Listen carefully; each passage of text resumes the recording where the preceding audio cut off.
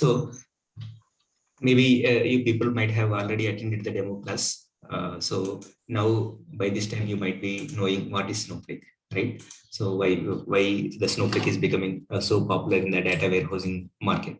Okay, so today I'm going to discuss about how to set up the Snowflake free trial account. Okay, so it's a 30-day free trial account and how to create the account, and then we'll discuss how to do the initial setups. Okay, so kind of database administrator activities. Okay, so first of all, to create a free account, just go to Google. Okay, and type Snowflake trial. Okay, and you'll get this link. Okay, Snowflake trial. So you need to sign up for this account. Just give your details. So I'm giving my details here. Your Gmail ID.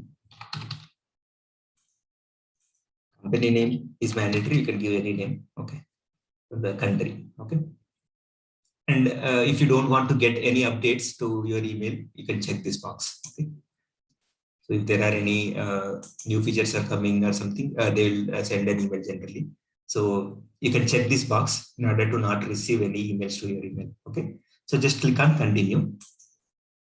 Right. So the second screen, it talks about three things. Okay. So you can choose your Snowflake edition. Okay. So actually there are three types of editions here: standard, enterprise, and business critical. Okay. So we will be discussing about these editions in the later classes. What these editions is like, it's a basic, you'll have a basic plan, premium plan kind of thing, right? So if you have a standard edition, so it have very basic support. So if you have an enterprise edition, it has some time travel support, multi-cluster warehouses support. Okay, so there are some features are added to your enterprise edition. And business critical edition is the sophisticated edition, which have more encryption and a lot of backup recovery options. Okay, so you can choose any of the edition here. I prefer enterprise to which covers all the features. Okay, so you can choose enterprise or business critical. Anything is fine. Okay, and you'll get $400 of free usage. Okay, so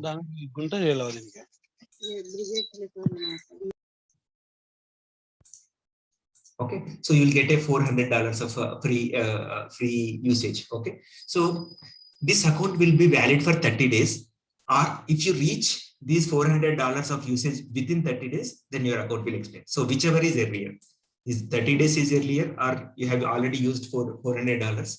So depending on that, your account will expire actually. Okay, now I told you in the demo class, Snowflake supports three clouds. Okay, three major vendors in the market. One is Amazon Web Services, other one is the Google Cloud Platform, the third one is your Microsoft Azure. Okay, so three clouds it is supporting currently. Okay, so I am familiar with AWS. Okay, so you can choose any cloud actually. So our Snowflake software runs on that particular cloud. Okay, so I am familiar with AWS, so I'm choosing AWS here. Okay, right. So I'm choosing AWS. And in Amazon Web Services, we have some data centers. Okay, so these are called regions. Okay, so if you know, in India we have only in Mumbai. Okay, so Mumbai is nearer to us, so that's the reason I'm choosing Mumbai. Okay, and you might have heard in the news, in Hyderabad also they are going to start a data center. So after that we may get another region here for Hyderabad. Okay, so I'm choosing Mumbai here. So you can choose any other region also, US regions also. That's not a problem. Okay. So Mumbai is nearer to us, so to India. So I am choosing Asia Pacific Mumbai. Okay. And this is the agreement. Check this box and just click on Get Started. Okay. So your account setup will be in progress. Okay. Within 1 minute, you'll receive an email to your given email ID. Okay. So I'm logging to my Gmail. Yeah, so an email to activate your account has been sent to this email ID. So I'll go to that email. So I will see that somewhere. Sometimes we'll get into different folder. Okay.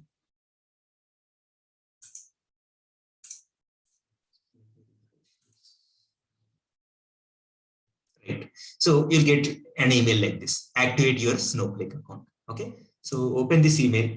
here you'll get this button, click to activate. Okay. So now I am clicking here to activate. So here you need to set up your initial credentials. Okay. The super user credentials. Okay. So you can give any username. Okay. And the password. And confirm the password here.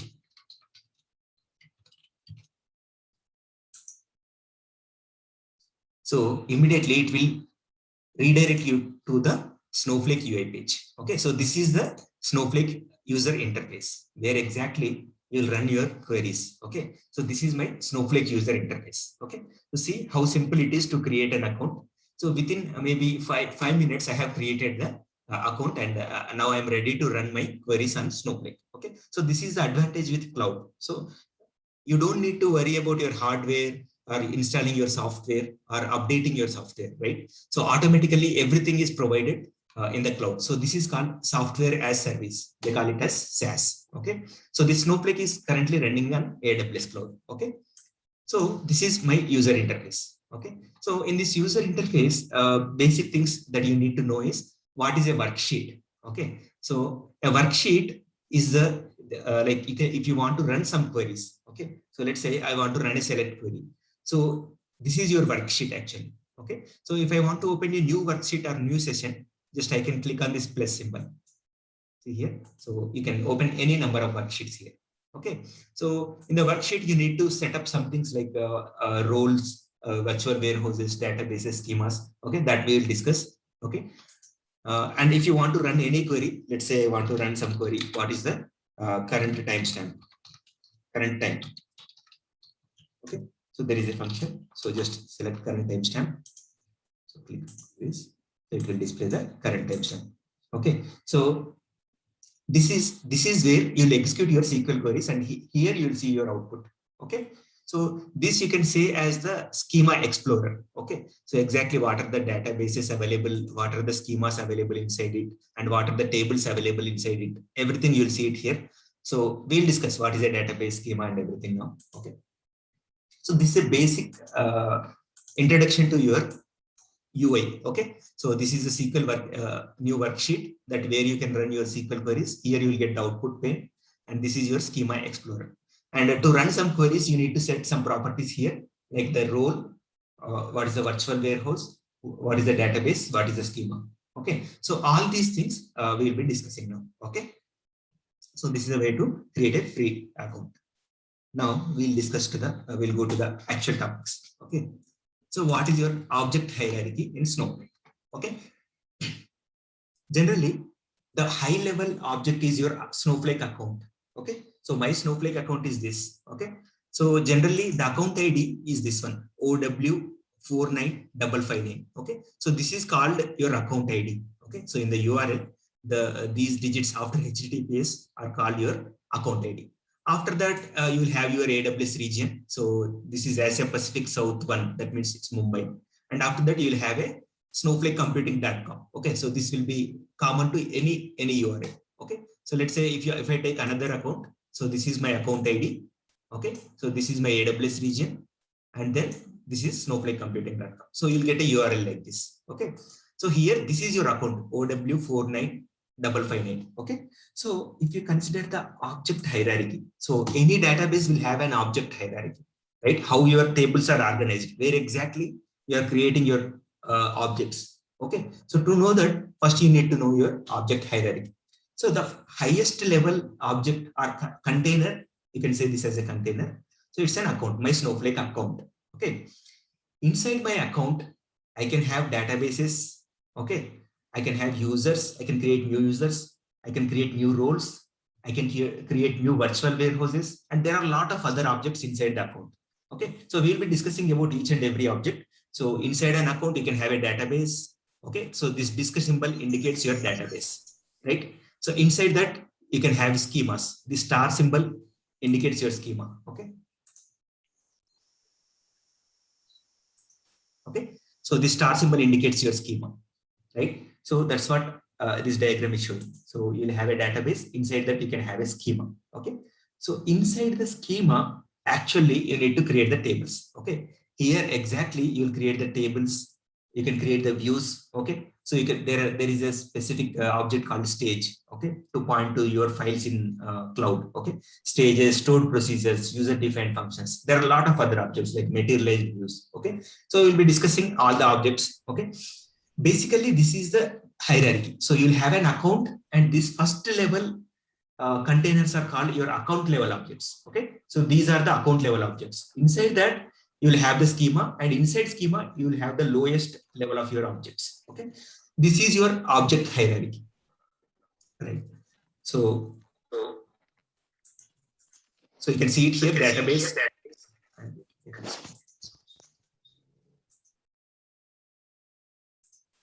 Please go on mute if you're not speaking. Okay. So this is your object hierarchy. Now, in this object hierarchy, we will start with users and roles. Okay, these roles are really important. So what are these roles basically? Okay, so I will give you an example. You might have worked on other databases, so you might be knowing what is a role. But people who did not work, so they will get some idea. What is a role basically? So you can think a role as set of privileges. Okay, set of permissions you can think of. Okay, so let's say I have a table, or let's say I have 10 tables. Okay, so this is my table T1, right? This is my table T2. Like this, I have 10 tables, right? So I have a development team. Initially, one developer has joined in my team. Okay, so let's say the developer is developer 1. Right now, I need to give access to these 10 tables. Let's say there are 10 tables like this, T1, T2, T3 till T10. And I need to give, there are some privileges or permissions, you can say. Okay, so let's say I want to see the data from this table. Okay, so I need to give select access to this table. Okay, so let's say if I want to insert the data into table T2, I need to give insert access. Okay, so these are called your permissions or privileges. Select, insert, delete, update. Okay, so these are your permissions. If you have these permissions only, you can really do that operation on the table. Let's say a new developer has joined in my team. So I have already set up these tables with some admin role. Okay, so we'll discuss about that later. Let us assume these tables are already existing in my database, and a new developer has joined. He want to do some work. So I need to grant access on the select access on T1, insert access on T2, maybe delete access on some other table. So a lot of privileges will be there. So what I will do is, there are some commands to do that. So to give select access on T1, I will give a grant command. Okay, so like that I will grant first. Okay, I will grant select on T1, right? And I will grant insert on T2. Maybe like this, I will have 10 grant statements, right? So this is fine. This is okay. Now we have granted the roles to developer 1. Now, tomorrow, a new developer joined in my team. Okay, so developer 2. Right? Again, he needs same set of grants, 10 grants, right? Again, I need to grant select on T1, insert on T2. Like that, I need to again execute 10 more commands. Okay, so this is a big process, right? If you have 100 tables, again, you need to give a lot of grant privileges, right? So that's where this roles comes into picture. So instead of giving these individual grants to each and every developer, I will create a role. Okay, so let us indicate the role with a rectangle. Okay, so now what I will do is, instead of granting privileges on the tables to develop users, okay, you can say these are users or developers, I will grant it to role first. Okay, so I don't give to individual users here. So first what I will do is, first I will give the permissions to this role. Okay,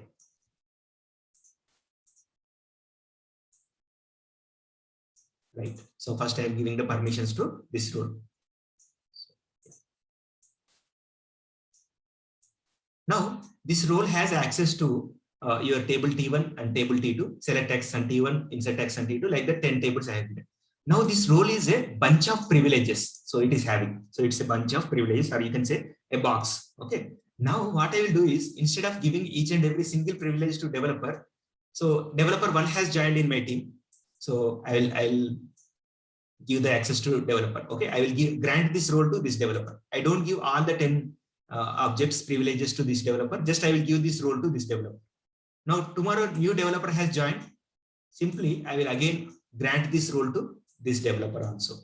Okay, so that is the advantage of your role generally. Okay, so a role is a set of permissions or privileges you can think of, or you can think of a box, okay, which will have all the privileges required. Okay, and that role can be granted to your users. Okay, maybe let's say in future there are some testing team. Okay, so there are some testers. I will create a testing role for that. Okay, so I only give read access. Okay, generally testers don't need the insert access on my tables, so I only give read access on my tables, and that testing role I will grant to all the testers in my team.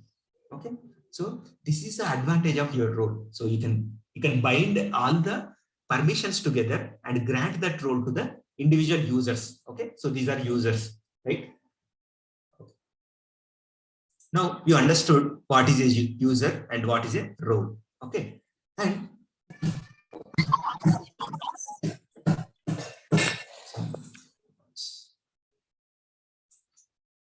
right. So you understood what is a user and what is a role, right? Now, what is a database? Okay, so database is like a high-level container or high-level folder kind of thing you can think of. Okay, so this is my database, which is indicated by disk symbol. Okay, in order to create any low-level object, first you need to create a database. Okay, so inside that you need to create a schema. Okay, schema is, you can think of a subfolder. Okay, why we need this schema inside a database? Okay, so in some databases you directly have a database. Inside that you'll create the tables, but in Snowflake you have a database. Inside that you have a schema, and inside schema you will create the actual tables or objects. So why we need this schema concept here? Okay, so this is to logically group your data. Okay, so what is logically grouping your data? So generally, let's say I am getting the data into Snowflake from 3 different sources. Okay, source 1, source 2, source 3. Maybe the source may be finance data, HR data, or inventory data, some customer data. Okay, so if I want to logically group that data, I'll create one schema for one source. Okay. Okay, so one schema for one source, right? So if I have source 1, I'll create a schema source 1. And if I have another source, I will create another schema source 2. And I will segregate the data according to my source. Okay, so that's where this schema will be very useful. So you can think of creating a folder. Inside a folder, you'll have some subfolders. Okay, so your database is a root folder, and inside that folder you have schemas, subfolders. Okay, that is your schema, right?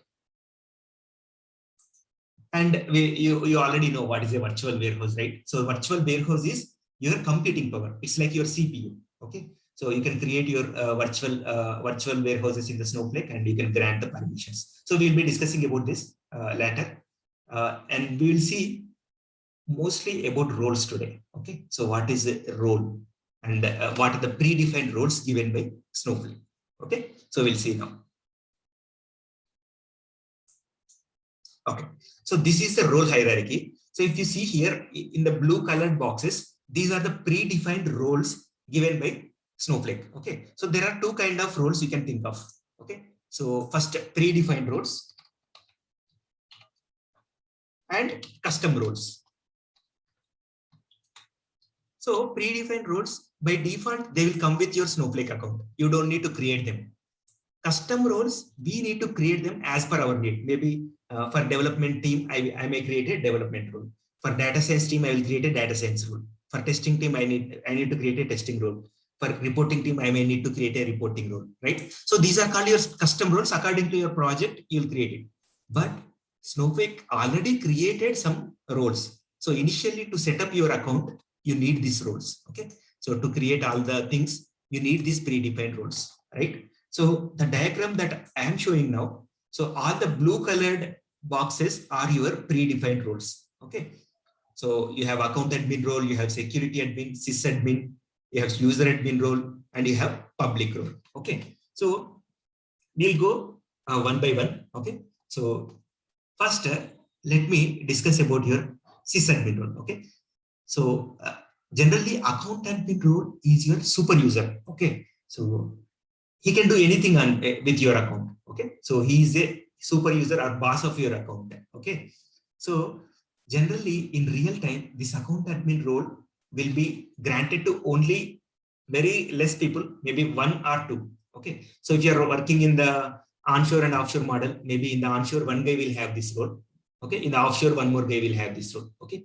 So very less people will have access to this role because this role has highest level of privileges on your account. You can do a lot of things, okay, with this account admin role. So I will tell you what are those things generally.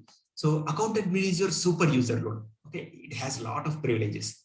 And inside account admin, the second child level role is sysadmin role. Okay, so what you can do with sysadmin role? So with sysadmin role, you can create warehouses, databases, and schemas in an account. Okay, so if you see our object hierarchy diagram, sysadmin can create a database, they can create a schema, and all the objects inside that schema. Okay, so these two boxes will be taken care by your sysadmin role.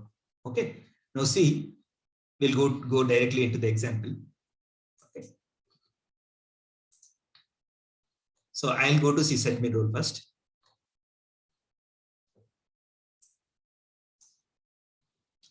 So what I told, what sysadmin will do, it can create the databases, it can create the schemas, it can create the virtual warehouses, and they can create all the objects inside the schema. Okay, now see here how I am creating all these objects. So I told you in the worksheet, you need to set some things, right? So the first thing you need to set is your role. Okay, so here exactly you will see all the predefined roles. So sysadmin is my predefined role. Account admin is my predefined role, public security admin, okay, user admin. So these are my predefined roles. Now we are discussing about sysadmin role. So I am choosing sysadmin. Okay. So if you want to change to any other admin, any other role, choose that role here. Okay. So this drop down will allow you to choose different roles here. So now we'll discuss about sysadmin. Just I'm creating sysadmin role, right? So all the other things we'll discuss. What is a warehouse database schema? So first, I have chosen just sysadmin role. Okay. Now, what I will do with this sysadmin role? I will create a database first. Okay. So this is the syntax to create a database. This is a simple command. Create database name. So you can give any database name here. Okay. So is it visible? So create database name. Okay. So that is the syntax of your creating the database. So now I'm creating a database. As soon as I create this database, I will see the database in the left hand side, your schema explorer. Okay. So I'm creating the database now. See, this database is created, right? So if I refresh this, see here, database 1 is created. Okay. So DB1 is created. Now, inside database 1, so this disk symbol indicates your database 1. Okay. So inside your database 1, you'll have the schemas. Okay. So by default, you'll get these two schemas with any database. Okay. So these are the two default schemas that you'll get with your database. So what is the purpose of these schemas? We'll discuss later. So, but remember, we will be having two default schemas with your databases. Okay. So now I have created the database with sysadmin role, right? Now, let's say if I want to create a schema, okay. So I want to create a schema inside my database. In DB1, I want to create a schema. So to create a schema, simple command, same thing like your database, you need to say create schema and your database name dot schema name. Okay. So just create the schema. So schema is created successfully. So if you refresh it, now you will see the schema. Okay. So inside the schema, again, you can create the objects. Okay. So what are those objects? So that I have shown in this diagram. So you'll have a schema, database schema. So inside that you'll have the actual objects. Okay. Tables, views. So all other objects. Okay. So inside the schema, you can create the lower level objects. So now I am creating a table actually. So this is the command to create a table. So this is similar with any database. Other data, it follows ANSI standard. So it's the same. Okay. So create table name. Okay. Table name is T1. So before that, I am qualifying database name dot schema name dot table name. Okay. So this is the best practice to do it. Okay. So always qualify your database and your schema and then your object name. So now I am creating the table. See, table is created. If I refresh this, I'll see the table here. Okay. Here, another one more thing here. Yeah, the braces A into what is that one? Yeah, A int is your column name and its data type. Okay. So your table is right. So let's say you are creating an employee table. So what you'll do, employee ID and its data type, employee name and its data type. Like this you'll do. Okay. So generally, if you are not familiar with SQL, so we'll have two separate classes, 2 to 3 sessions on weekends. So you'll be familiar with this. Okay. So I'm creating a table with one column. Vinayak here. Yeah, Vinayak. Sorry to interrupt. You created a database DB1. Right. And in the next step, you are creating a schema in that one DB. Right. Right. In that database. Now, I am already in that database DB1. Right. So is it whether it's mandatory to give db1.sch1 or can I create schema sch1 like that? Okay. Only. Right. You're good question. So there is a setting. Okay. So you are already in the database one. So how you're saying you're already in the database one? It shows on the top right. Exactly. Complete CH DB1. Exactly. Exactly. So, yeah. Exactly. So if you don't give any database name here, it will take this database name. Right. Okay. Right. I thought of telling this later. Okay. Anyway, you have asked the question. So, so by default, it will take from here. Okay. So this is the database name. So if I don't give any database name, it is equal to db1.sch1. Okay. If I give something here, let's say I'm giving db2 here. Let's say there is a database called db2. It may error out. It won't error out. It will override this option. Okay. So let me show you. So in demo DB, I have only 2 schemas, right? Correct. So now I am creating a schema in demo DB. Okay. So now see how I will create with the same name. Demo_DB. Schema created successfully. In which database it has created now? It is in a demo DB it got created. Exactly. So it is overwriting the one you have created here. I mean, before running this command, it was DB1, right? Right. So if you give it here, this will take the priority. Okay. So if you don't give anything, it will take it from here. Okay. So you mean whether you are working in any database, you can create any schema or an object from for other database also. Is it correct? Through this method. Yes. Specifically in Snowflake, if you have sysadmin role, then only you can do this. Otherwise, no one can do it. Got it. So all will not get this access. Sure. Sometimes even developers won't get this access. Only DBS will handle. Yeah. Thanks, Vinay. Got it. Yeah. So I have created a table inside, right? So this is your database schema and all the objects inside it. You can create a view, you can create a stage. So there are a lot of other objects. So we will be discussing in the ongoing classes, all the objects. Now I can create a separate warehouse. See here, I have one warehouse here, compute WH. So this is coming with my Snowflake account. Okay, by default, it is coming with my Snowflake account. Okay, I can create multiple virtual warehouses. So in our demo class, I told you, you can have multiple virtual warehouses and distribute the workload. Maybe one virtual warehouse for retail jobs, one virtual warehouse for reporting team. So that's what we discussed, right? So you can create a virtual warehouse with this command. So create or replace warehouse. This is the command. Create or replace warehouse. And you can give any name here. And with, you need to give some properties here. Okay. So you need to give the warehouse size. I told you, you have the t-shirt size virtual warehouses. So from extra small to 4x large virtual warehouse, you can create it, or 6x large. Okay. Now I want a large virtual warehouse. So that is why I am giving warehouse size equal to large. Okay. Now I'm giving auto suspend equal to 300, auto resume equal to true, and initially suspended equal to true. Okay. So we will be having a separate class on virtual warehouse, separate 1.5 hour session on virtual warehouse. But just remember, auto suspend equal to 300 means if you are not submitting any queries on this virtual warehouse for 300 seconds means 5 minutes. So if you are not submitting any queries for 5 minutes on this virtual warehouse, this virtual warehouse will be suspended. So why to run if it is idle? Okay, so if you're running your virtual warehouse, you will be paying that cost for the Snowflake people, right? So you can mention auto suspension time here. So if you're not submitting any queries to your virtual warehouse, you can suspend that virtual warehouse after 5 minutes. So you can give any number here. This is in seconds. Now auto resume equal to true. So what is auto resume equal to true is, let's say my virtual warehouse is in suspended mode. Now, as soon as I submit a query, it should automatically switch on and run my query.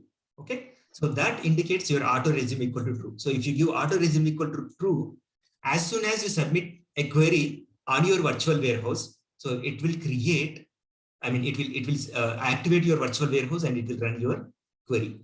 Okay, and initially suspended equal to true means as soon as you create the warehouse, it will be created in the suspended mode. Okay, so like as soon as you see it here, the status, you will see it as suspended. Okay, so initially when I create my virtual warehouse, it will be created in the suspended mode. Okay, so there are a lot of other parameters specifying the clusters, scaling policy. There are a lot of parameters. We'll discuss that in the virtual warehouse class. But what I wanted to show you here is sysadmin can create the virtual warehouses here. Okay, see here, he's creating the virtual warehouse. Now see, it is already switched to data ingestion, created with size large, and it is created with suspended mode. Okay, so this is your virtual warehouse. Okay, so what sysadmin has done here, he has created a database, he has created a schema and the object inside it, and they have created the warehouse. Okay, so this part is covered by your sysadmin. Okay, now let's see what is security admin. Okay, so security admin is the role that can manage any object brand globally, as well as create, monitor, and manage users and roles. Okay, so let's say I have a team, okay, development team. One guy has joined in my team. I want to give him his credentials. So in that case, what I should give? I should create a username and password for him, right? So to create those new users and new roles, you need to go to security admin role. Okay, so now I'm changing to security admin role. Okay, so I'll show you how to create the users and roles with it. Okay, so first we'll see security admin role.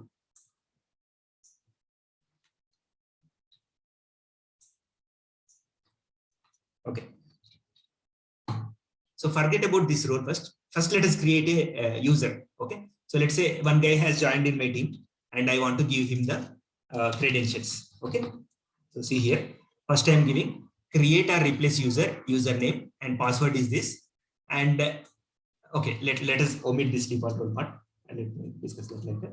Just I'm creating a role, so don't confuse. Just I'm creating a role with security admin role now. Okay, so see here, create or replace user. This user is created. Now I will share this URL and the username and password with that user, and he can log in. Okay, so now see, so it will ask for credentials here. So what is the username I have given here? User1, right? So I can log in with user1 and test underscore collab. So now this guy is joined, logged in with user1. Okay, so I am using my root account where I have created my user here. Okay, but here this guy logged in with your user1 now. Okay, now if you see here in the role part, you are getting, okay, so you're only getting this public. Okay, so this public is a dummy role. Okay, it does not have any privileges. It's a dummy role. So if you don't give any role to this user, you will get a public role. Okay, so it's a dummy role. You cannot do anything with this dummy role. Okay, now I want to give some role to this guy. Okay, so I can do that. So let's say I want to create a development team role. Okay, this guy is a developer, user1. Okay, and I want to create a development team role. So I told you, right, So generally we'll create a role and we'll assign that role to the user here. Okay. So just I'm creating an empty role. So to create a role, I'll give create or replace role name, and you can give any comment. This is optional. So maybe we can give any comment here. What is this role is for? Okay. So let us assume I am creating this role for development team. Okay. So I'll say this role is for dev team. Okay. So let me change the role name also. Instead of custom role, I will say dev role. First, I will create a role. So roles and users can be created with your security admin. Okay. This role is created. Now you have a user, you have a role. Now, if you want to access, if you want to give access to this role, you need to run one grant privilege. Okay. So grant role, this development role to user. Who is the user? User one. Okay. So before granting this, currently there is only one role available for this user one. Okay. Only public. Now I will grant a new role for him. Okay. Right. So see here, you'll get an extra role here. Okay. Sometimes you need to refresh it, or log out and log in. See here, dev role I am getting.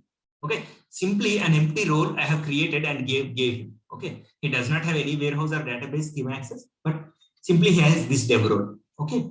So if new persons are joining in your team, so if you want to create the users and roles, that can be done with your security admin role. Okay. So security admin can create users and roles and manage the grants on them. Okay. So this is the purpose of your security admin role, right? So let's say I want to do this with a sysadmin role. Let's say I'm trying to do create a user and role with a sysadmin role. See here, I'll change to sysadmin. I'll try to create a user. See here, it's saying insufficient privileges. Okay. So you don't have the privilege to create user or role. Okay. Through sysadmin. What is the purpose of sysadmin? The purpose of sysadmin is create the database, schemas and objects inside it and the virtual warehouses. But only security admin can create the users and roles. Okay. So if you see our object hierarchy diagram, so these users and roles can be taken care by your security admin. These databases, warehouses, schemas, and objects inside it will be taken care by your sysadmin role, right? So these are the predefined functionalities of your sysadmin and security admin role. Okay. Now, what is account admin role? So account admin role is the combination of security admin plus sysadmin. So that means account admin can create any users, any roles, any databases, warehouses, and objects inside it. Plus, he has some extra privileges. Okay. So account admin is a super user. It's a combination of sysadmin and security admin. Plus, they have some extra privileges. So what are those extra privileges? We will be discussing in the ongoing classes. Okay. So this is your account admin role. So in tomorrow's class, what we'll do, right? So we'll create all the things, whatever we have done, right? Users, roles, databases, schemas, and objects. So we'll do everything with account admin role. Okay. So we'll simulate sysadmin plus security admin with account admin role. And then we will discuss what are the privileges required, right? So what are the privileges required on each object? Let's say I want to use this database or I want to use this virtual warehouse. Okay. So let's say now this user does not have any warehouse. He needs a warehouse access. So what is the privilege? What are the permissions that are needed to grant to this role? Okay. So that things we will discuss in tomorrow's class. Okay. So today I'm trying to close a little bit early. So because this is the first class, it will take some time for you to digest, and we can have questions now actually. Okay. So any questions still here? Vinod, this is one question. Yeah. So what all access does user admin has? User admin. Yeah, user admin we'll discuss actually. So it's a child role of your security admin. So I intentionally stopped it here, not to confuse you, because user admin is not that much important role. So it's a child role of your security admin role. and he has some less privileges compared to security admin. That difference I will show you in tomorrow's class. And one more thing. Yeah. So only an account admin and a security admin can change the user roles and create some rules, right? Exactly. Got it. Thanks. Any other question, guys? There are queries with you, right, in the text file. Is that Right. is enough for us, or it's already will be available in that Snowflake UI, or No. I have prepared these queries. Okay. So what I will do is after completing the class, I will upload this file also with the video. Okay. So you can download and practice. okay then? Okay. So I will upload this. Okay. But whenever we create a new account, so Right. that accountant will have, will become the system admin, right? So okay. So when I have created the new account, initially you need to set up your username and password, right? So I gave this VI Kotak as my username. So this guy have everything. So if you see, this guy have everything. Sysadmin, account admin, public security admin, username. So he is the because he is the initial user, so he is having all the roles here. He can become, he can be called as a super user. Yes, account admin, you can say. So you can switch to account admin also. So this user has an account admin role also. Okay. So you might be getting one doubt now. So here is one role, here is another role. Okay. So why? Because we have, see here, this role is applicable for your only SQL worksheet. Okay. And this role is applicable for this UI ribbon. So this is called your ribbon. So if I change some to account admin, I'll get some extra icons here. Okay. So let's say I want to see the billing. Okay. So I'll switch to account admin. Only account admin have the permissions to see the billing. So you'll get an account button here. So here I can see how many credits are used, how many warehouses are created, right? So this role is for this UI ribbon part. So this rectangle part only. Okay. And the roles that I'm choosing here is applicable to only for that SQL worksheet. Okay. So we'll be, I told you, right? The account admin has your sysadmin plus security admin privilege plus extra. What are those extra? So this is one extra privilege. So you can see your billing here. And there are some other privileges during data sharing classes. We will discuss that. Okay. And one more thing, while creating the account, you told the account trial will be 30 days only. That will be calculated based on the number of days or $400. So that $400 calculated on what basis? The $400, let's say I'm running a query. It has consumed, they'll say credit here. Okay. So credit means approximately you can think of $4. Okay. So you have $400 means you have 100 credits. Okay. So that means, let's say I'm running a complex query. It has run for 1 hour. So it has consumed 1 credit. Okay. 1 credit means $4. So as depending on your query, how you use your account, right? How you query your data, right? So depending on that, you'll be charged. Okay. So if you reach $400 within 15 days, then your account will expire. So that depends upon the complexity of queries which we are running inside here. Exactly. Yeah. One more doubt. Even for warehouse, they'll charge it, right? For credit. Yes. The number of, yeah. Yes. So warehouse, they'll charge, and for storage also they'll charge. Right.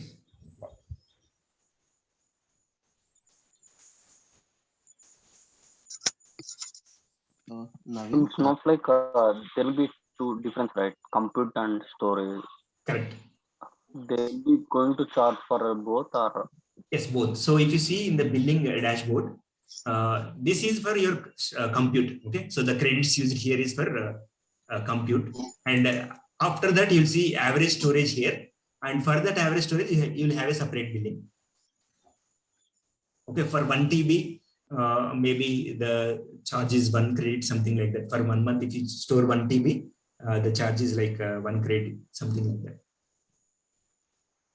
Okay, so this is your compute cost, and you need to see your what is your average storage. That let's say I'm storing 1 TB for 1 month, maybe I need to pay some $1 like that. Okay, so we'll discuss about this billing dashboards also. Over this. Okay. Naveen, Vinay, one Yeah. question. Like whatever objects which we have created right now are like stored in AWS storage or within the Snowflake itself it gets stored? Actually, the data is stored. It internally uses AWS S3 only for the storing the data. Okay, so you don't have access to that. Okay, that is internal to Snowflake, but you need to pay the cost to Snowflake team only, not to the AWS. Okay, so the internally their software runs on AWS and it uses that AWS storage. Okay, initially we have used AWS storage. If at all, if we use other storages, then it may store it in the other storages. Correct. Okay.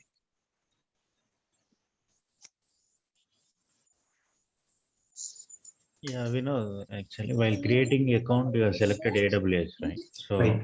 if I selected the Google GCP, so billing will be different or it will be same? Billing will be same. There is no difference in the billing. Okay. And irrespective of the cloud, the billing is same. Okay. And you can do one thing. See, my account is running on AWS. Let's say I want to export the data to Google Cloud. I can do that now. See, now this account is created on AWS. I'll try to show you that. So let's say I want to unload the data to Microsoft Azure. So I can do that. It's not like the cloud specific thing. Okay. So my account is running on AWS, but still I can connect to Azure and Google Cloud. We can do that. Okay. That flexibility we have. Yeah, Vinayak here. By looking at Now this we created the Snowflake, that instance on Right. AWS, correct? Right. So as you told, now we can push it to GCP or Azure also.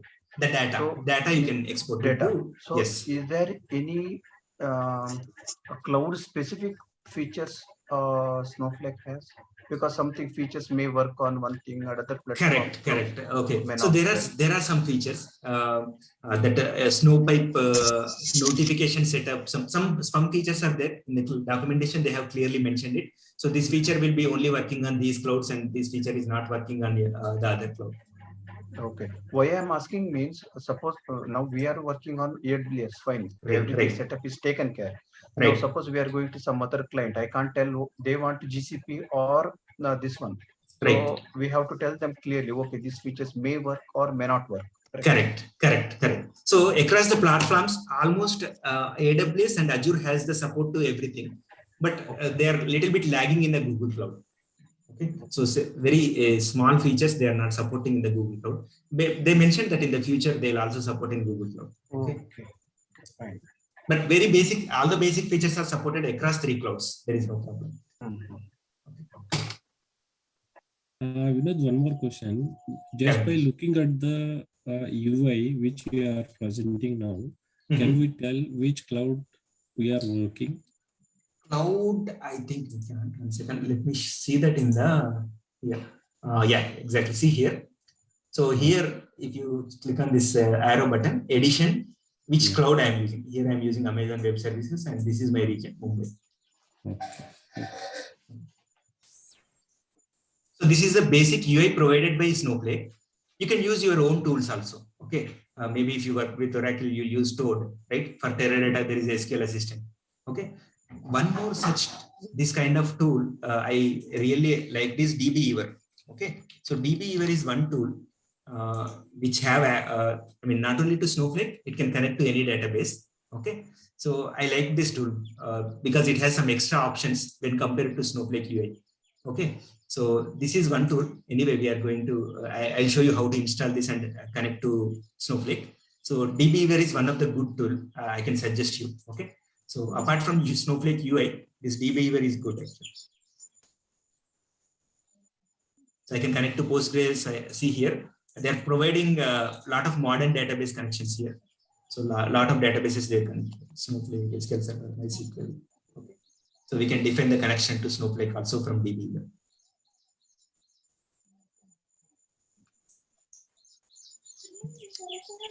Guys, any other questions? In the later stages, can we change that storage system from AWS to Snowflake like that? AWS to Azure means, I mean, different cloud? Yes, yes. No, you cannot. Once you create the account on some cloud, you cannot change it. Okay.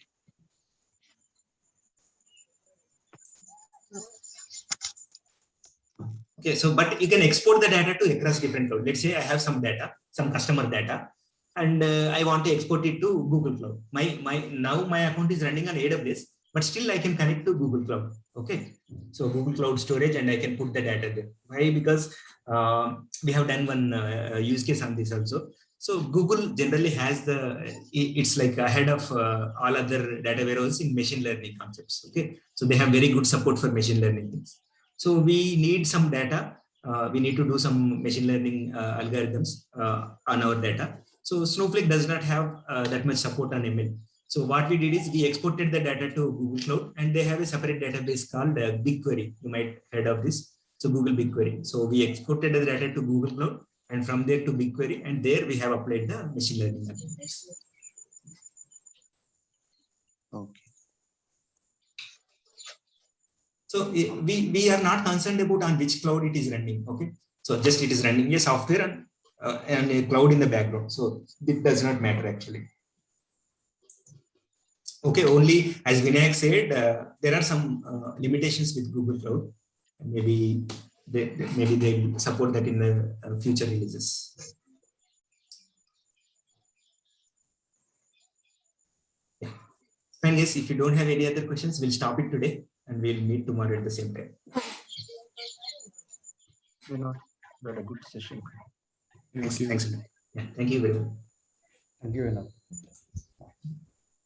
Thank you. Now.